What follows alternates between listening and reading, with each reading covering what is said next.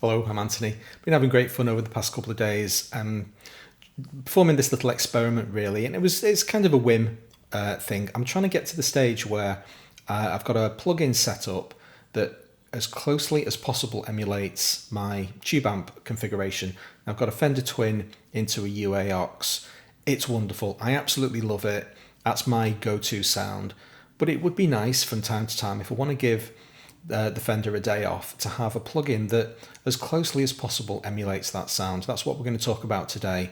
And we're going to basically go full nerd. This is a deep dive into trying to get the frequencies of the thing that's coming out of the amp as closely replicated as possible in the digital domain. So let's have a chat about what we can see on the screen here. There's an awful lot of stuff and we're going to use all of this today.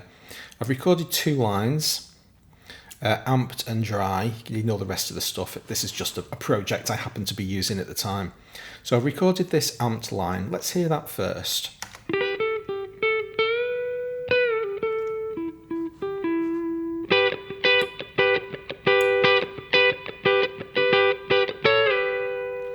So that's the part of it that I've used for this, for the purpose of this experiment.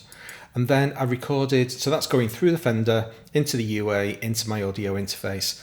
I then recorded as close as possible exactly the same guitar line.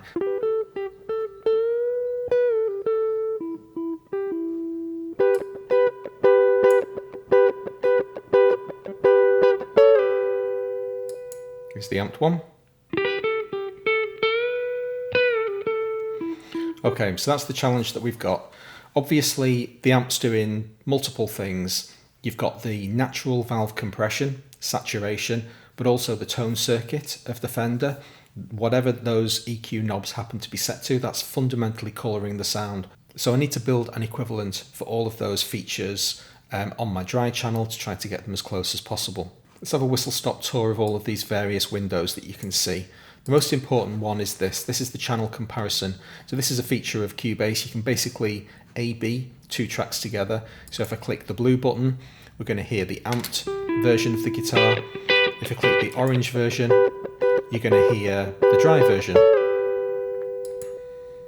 And you can see the EQ curves of those 2 lines superimposed over each other. So the blue one, you can see the orange poking up behind is where the dry track is louder. If I focus on the dry track, now you can see where the blue track is louder. The amped version is much, much brighter. All of that stuff over 1K is massively dominant. For the dry track, we've got a ton of bass predominating, and that's a problem. If we focus on the amped version, you see all of this stuff behind here. That's unwanted energy. Now this lick was played up on the 12th fret, and that's a really important thing to bear in mind. This is a single lick on a single part of the guitar. If I was to strum an open E chord, you'd have a completely different EQ profile. So this is just, you know, I'm only really biting off a small part of the pie. We're talking about concepts here. The important thing though, is that if the dry track's really heavy in bass, and I'm trying to do any loudness comparisons between these 2 tracks, my results are going to be skewed. And so you can see that I've dialed in some low cut on both tracks. So identical at 150 Hertz, I've got a low cut being applied on both tracks, just pulling away some of that energy so that when I'm doing volume comparisons between the 2 tracks, pointless stuff isn't getting in the way. Now, pointless is a very brutal thing to say, but it's actually true. If I solo, that's what these images down here are doing. They're allowing me to basically solo bands of the frequency range. So what I've basically done now is I've cut out everything above 150 Hertz.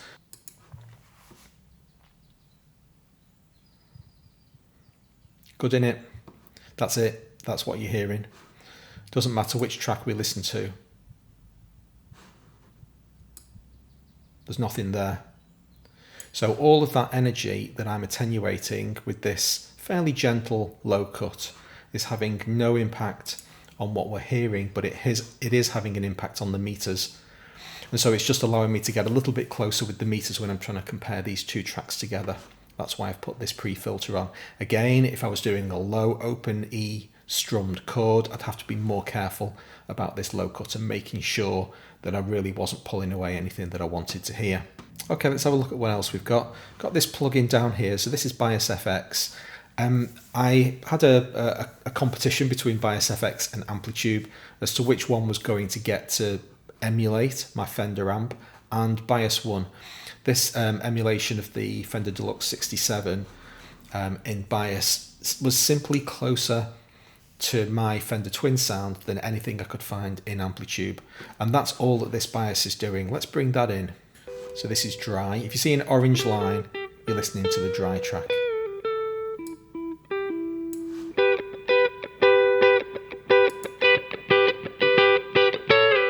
So lots and lots of that high stuff is back. This emulation is doing a really good job of bringing a lot of that stuff back in. So there's multiple different things that I need to be taking account of simultaneously here, and it's a little bit difficult to keep track of it all. Obviously, the most important thing is this stuff on the side of your head. You know, you're constantly listening to these two things, A being between them, trying to figure out what sounds different. Obviously, having started with the plugin preset, I've dialed in the EQ settings that got me as close as I possibly could using just this tool. So what you can see on screen here is a fair bit of tweaking on my part to get to that stage where this emulation on its own couldn't get me any closer than what you're hearing now. I'm also constantly having to keep a view on the loudness meters. Every time I press stop and then start again, it starts recalculating the loudness from scratch. And the two loudness meters that you can see are the dry on the left-hand side, amped on the right-hand side. It's the same for the images down below, should have said that earlier. And so I'm comparing these two volumes together to make sure that I'm not being unduly swayed simply by something being louder, because louder is better. So I want to try to keep them as close as possible. And at this stage in the process, the amped version is a little bit quiet. I could probably do with giving it a little bit of a nudge, constantly tweaking these things. So integrated is everything that the loudness meter hears. Short term is the last 3 seconds. So the short term is always accurate on a 3-second kind of rolling basis. And the loudness, if you make changes to your plugins while the thing's running, your loudness is going to become increasingly inaccurate because it's a sum total of absolutely everything that the meter's heard. So that's a good start. By bringing in the Fender plugin, this blackface plugin, got a little bit closer to getting my dry sound sounding the way I want it. Now, the next thing that I identified was that it was still a little bit uncompressed. And I can tell that, well, I can tell it by my ears, but I can also tell it from the loudness meters. The loudness range, the difference between the loudest bits and the quietest bits, is bigger on the dry track. See this 11.7? So the bigger loudness range basically means there's more dynamic. So the next thing that I did was dial in a little bit of compression. Now I didn't want a coloured compression for this job, something like a Fairchild, which I would very often use if I was writing a song. I wanted something pretty transparent. And so I used FabFilter Pro C, which is just a genuinely transparent but wonderful compressor. And that's the first thing in the chain. If we have a look, here it is right up at the top, goes into the compressor, comes out of this very slightly modulated signal into the Bias FX. So at this point, we need to take stock of what we've got going on with these two tracks. I'm going to let it run, and I'll just basically toggle backwards and forwards and try to stay quiet as long as I can so that we can really get a kind of good impression of how the two things sound and how they compare.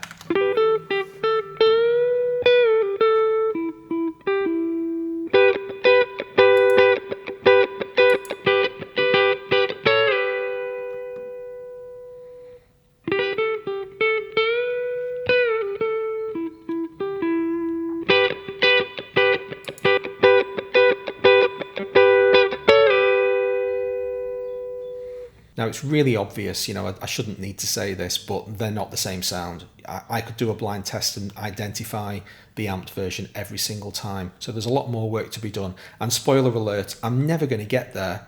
We're talking about a Fender Twin amplifier here. It's an absolutely gorgeous piece of equipment. There's a reason they're very expensive, and you know, most guitarists want a valve amplifier.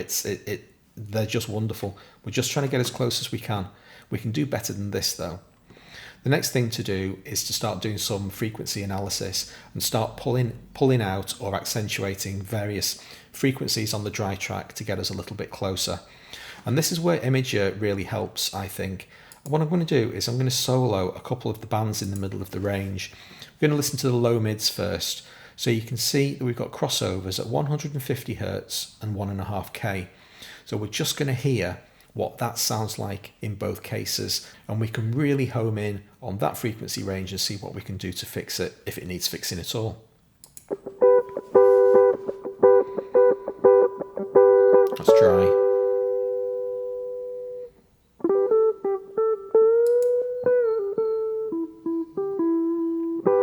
You can see in the comparison tool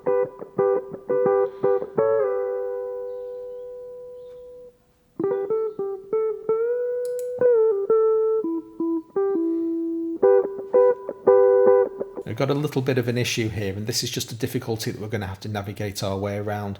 In this particular frequency band, the dry track is louder by several dB.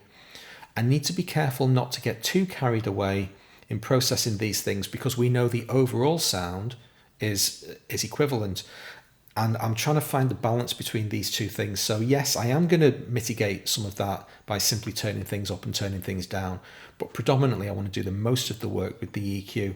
So for the time being, I'm just going to stop worrying that the loudness meters are out of kilter, because I'm only listening to a very narrow band of the frequency range. So this is the EQ curve that I ended up, this is the final product, but I'm going to unmute it now, and we'll listen to, again, just the low mid range from about here, 150-ish, up to about 1.5K, which is there.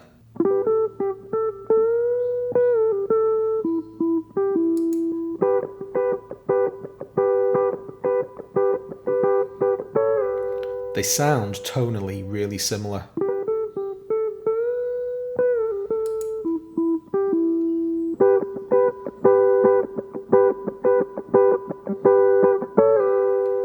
Just that, as we can see, the dry track is a little bit louder. So what I'm going to do is I'm going to pull the output level of the dry track on just that frequency range down by a little bit.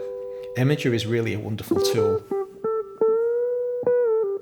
And now you can see the short-term values between these 2 meters getting closer.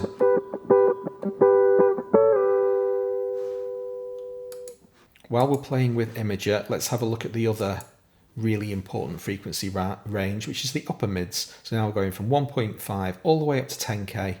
It might be a little bit much, actually. You know what? I'm just going to pull that down a bit to give us a bit more useful range, because over 10K, there's very, very little action going on. So I'm just giving us a bit more of a usable range. And I'm doing this live, so I might have just gone off-piste.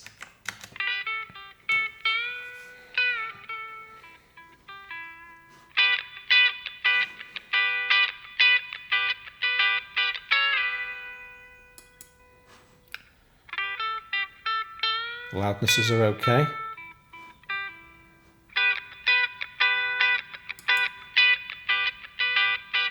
It sounds a bit brighter, doesn't it?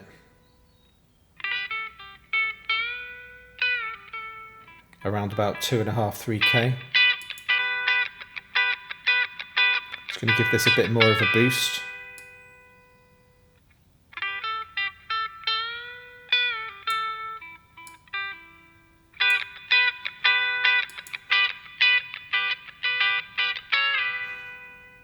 Let's take the solo off. I just stopped the track to reset the meters, and we'll get it going again and have a look at the integrated loudness for this whole piece.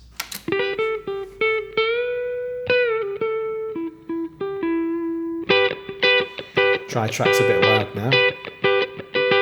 The overall volume of the dry track is a bit hot.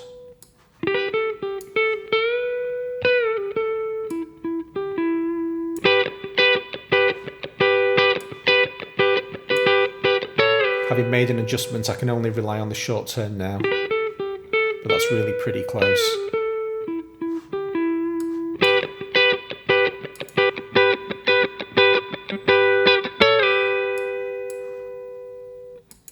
So I'm feeling pretty pleased with that. That's really not bad.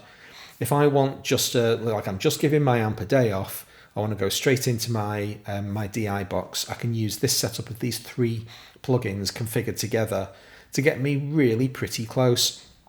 The next test I wanted to do was to see what happens when I put a bit of saturation on.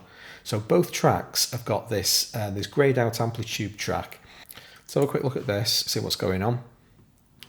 So I've got a Pro Junior emulation and a really simple Boss Overdrive. This is an SD1 emulation. I actually own a physical SD1, which is why this is in, because again, equivalence. So drive all the way down, level all the way up. That's just my favorite settings for the SD1. And it's just basically adding a little bit of dirt to the sound. The amplitude instance is identical on both tracks. So this shouldn't have any tonal effect. Let's see what that emulation, that dry emulation sounds like when it goes through this extra piece of kit, which I've now turned on both tracks.